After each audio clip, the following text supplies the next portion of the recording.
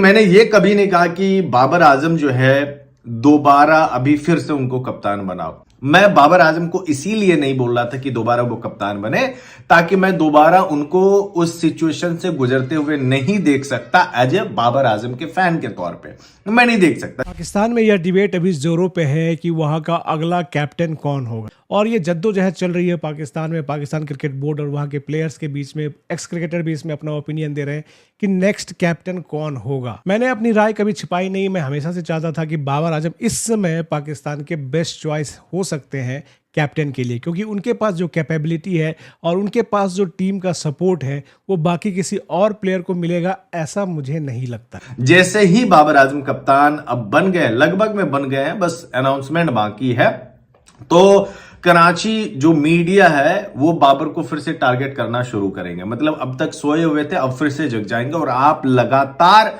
Social media पे, TV चैनलों पे आप लगातार देखेंगे कि बाबर के खिलाफ एजेंडा तैयार किया जा रहा है। दूसरी ये बात, शाहीन अफरीदी के साथ यहां पे इनजस्टिस जरूर हुआ है। इनजस्टिस इसलिए हुआ है क्योंकि आप किसी को पीएसएल के बेसिस पे जो है आप कप्तान बना रहे हो।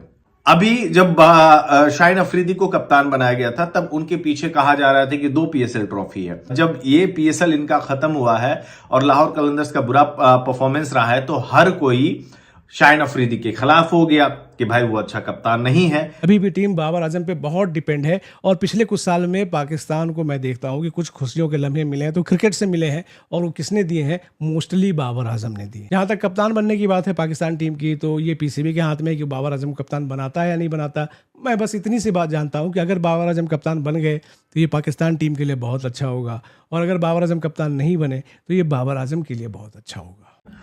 बाबर आजम की कप्तानी में मैं पहले से भी उनके साथ नहीं था। मैं लगातार पिछले 2-3 दिनों से वीडियो में अपनी एक ही बात कह रहा हूं कि बाबर आजम को कप्तानी नहीं लेनी चाहिए, नहीं लेनी चाहिए, नहीं लेनी चाहिए। हाँ, ये जरूर हमने मेंशन किया कि शाहिद अफरीदी ने शाहीन अफरीदी के लिए, अपने दामाद के लिए उन्होंने कैंपेनिंग जरूर शुरू की थी शाहीन अफरीदी को कप्तान बनाने के लिए, और जो साजिशें हुई है वो सब कुछ सबके सामने है।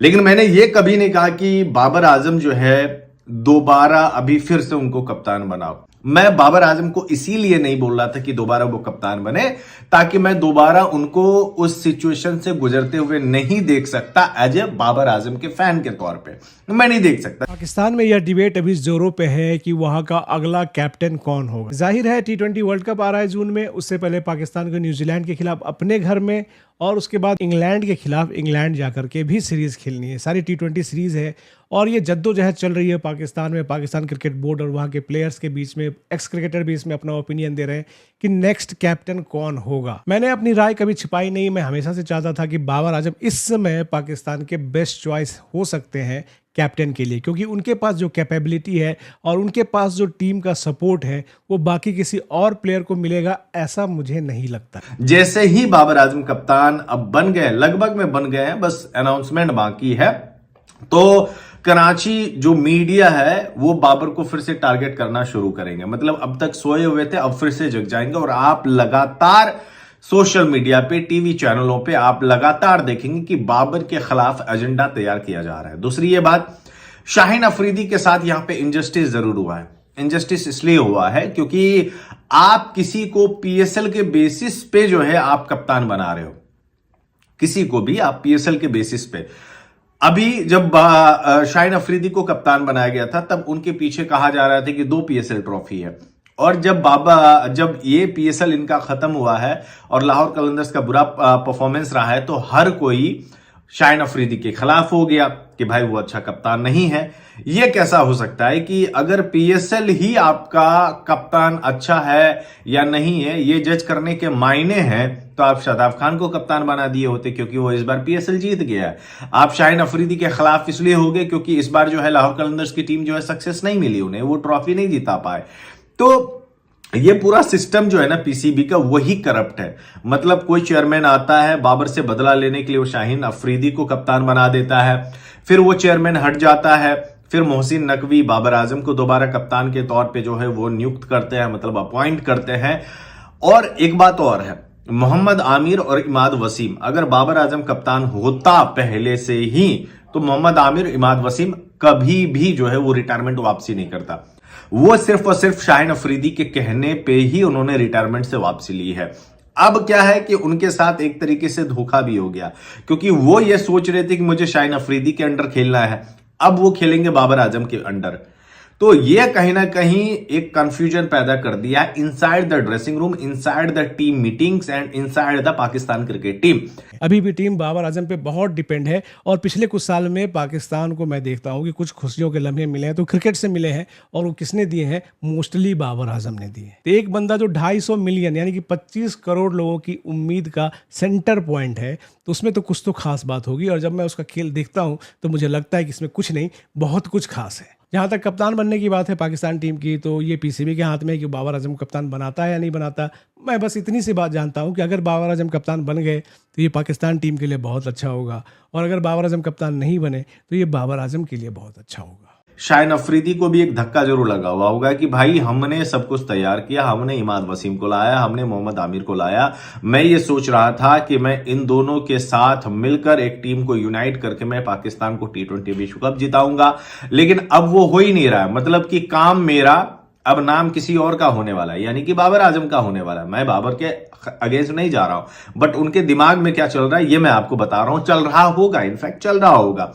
तो जिस ग्रुपिंग के बारे में मैं बार बार लगातार मैं बोल रहा हूं वो हो सकता है, और आए दिन जो है आप खबरें भी आपको देखने को मिलेंगी, पहले से मैं बता रहा हूं। तो कहीं ना कहीं ये एक इनजस्टिस भी हुआ है शाहीन अफरीदी के साथ कि उनको एक वर्ल्ड कप देना चाहिए था। अगर वर्ल्ड कप में अच्छा परफॉर्मेंस नहीं होता एज ए कैप्टन के तौर पे, तब आप उनको हटा सकते थे, क्योंकि आपके पास उनको बहाना मिल जाता है कि चलो यार ये भी अच्छा कप्तान नहीं है। लेकिन पाकिस्तान के पास सबसे बड़ी दिक्कत यह है ना कि उनका डोमेस्टिक स्ट्रक्चर ही बड़ा खराब है, उनका होल सिस्टम ही बड़ा खराब है। इसी वजह से आप आगे बढ़ने के बजाय आप पीछे हमेशा के लिए जाते हैं। जैसे कि आपके पास इतने अच्छे अच्छे बॉलर्स होते हुए भी आपने मोहम्मद आमिर, इमाद वसीम को लाया ना, क्योंकि आपके इमोशन जुड़े हुए थे। और इमाद वसीम 2 मैच में 3 मैच में वो चल गया था, उसके बिना पे आपने इमाद वसीम की रिटायरमेंट वापसी उन्होंने करवा ली आपने उनसे। तो जहां पे नए खिलाड़ी को मौका मिलना चाहिए था, आप पुराने खिलाड़ी पे जा रहे हो। जहां पे नए कप्तान को आजमाना चाहिए, आप पुराने कप्तान पे जा रहे हो। और फिर वही चीज रिपीट होगा जो इससे पहले होता रहा था। मतलब कि वही कैंपेनिंग, वही प्रोपगेंडा, वही एजेंडा और तमाम चीज। इससे जो है टीम में अनस्टेबिलिटी होती है, अस्थायी तौर पे आपकी टीम जो है एकजुट नहीं होती है, यूनाइट नहीं होती है। और ये बाबर आजम के लिए बड़ा मुश्किल काम, सबसे बड़ा काम यही होने वाला है। तो मैं बार बार वो बोल रहा हूं ना कि एक डोमेस्टिक स्ट्रक्चर और वो जो पूरा सिस्टम होता है ना, वही जब करप्ट हो गया हो ना, तो फिर उस टीम का भला कुछ नहीं हो सकता है। बाद बाकी मैं बाबर के अगेंस्ट नहीं हूं उनके कप्तान बनने से, बट मैं नहीं चाहता था कि वो दोबारा उसी फेज से गुजरे जिस फेज से ऑलरेडी बाबर आजम तंग आ चुके थे और उनसे कप्तानी ली गई थी। उन्होंने रिजाइन दे दिया था और बोला था कि मैं कप्तानी छोड़ रहा हूं।